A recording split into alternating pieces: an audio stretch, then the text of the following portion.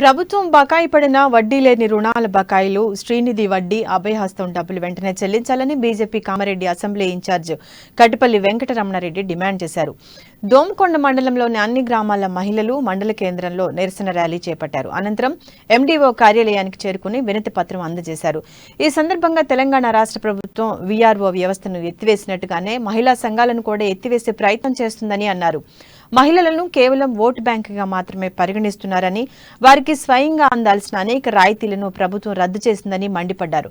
గత 5 సంవత్సరాలుగా మహిళలకు అందాల్సిన వడ్డీ లేని రుణాలు విడుదల కోసం మహిళలు ఎదురు చూస్తున్నా ప్రభుత్వం బకాయిలు జమ చేయటం లేదని ఆగ్రహం వ్యక్తం చేశారు.